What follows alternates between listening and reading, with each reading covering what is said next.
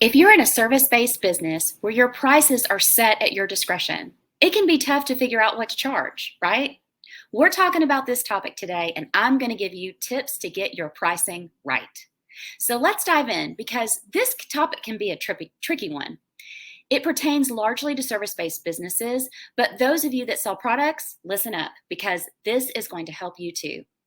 It can be hard to know how to price our service because it's intangible. We can't put our hands on it. The client can't put their hands on it.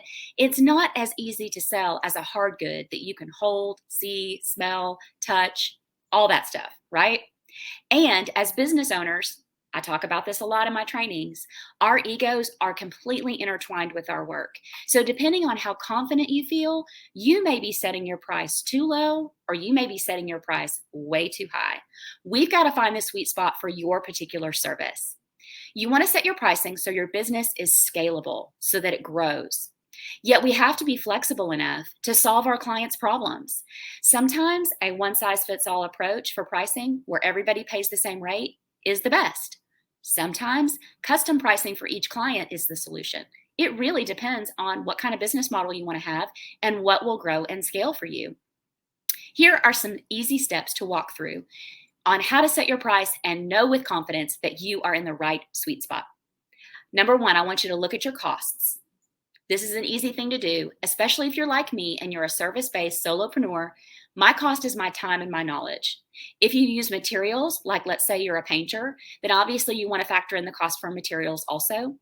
Consider your time invested, your materials required, other things like do you have to do shipping? Do you have international fees? Different charges like that. And also consider things like, do you need special licensing, certifications, continuing education? Be sure to cover all the costs you have with running your business, both direct and indirect. Number two, look at your market. This is super important for obvious reasons. What is your competition charging and how is the market holding up? If you set your price outside what your geographic market expects and is used to paying, your clients will go to your competition and you won't have sales. Setting it too low, this sends the message that your services might be cheap and not as good as your competition. And we definitely don't want that. So this is where the sweet spot comes in. Price it high enough to show the value and quality of what you're offering, but not too high that you price yourself out of business. Number three, I want you to consider the perceived value. You may be thinking, what? This is one of those psychological things that factors into pricing and into the transaction.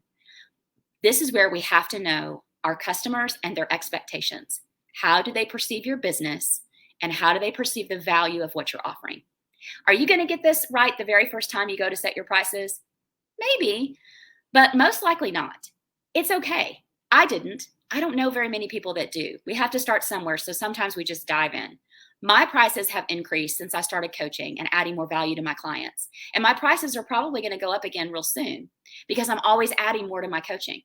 So set a price, start somewhere, be ready to tweak as you go.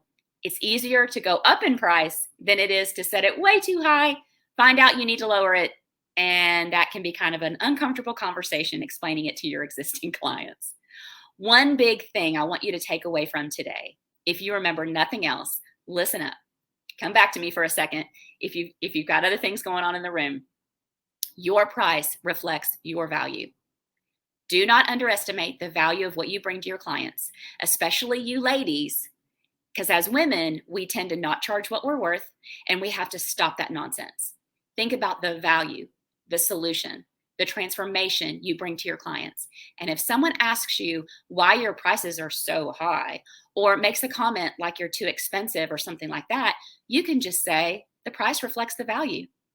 As we've talked about so many times before, you do not have to explain or apologize for your price. Your client may want to review what all they're getting with your service, but you don't owe them an explanation of why you charge what you charge. The price reflects the value. And as always, I want to know what you think, what you'd like to learn, what you'd like to hear more of. It's my goal to bring you value and be of service. So don't forget to subscribe so you don't miss any of our great content, and comment too, and let us know your biggest takeaways.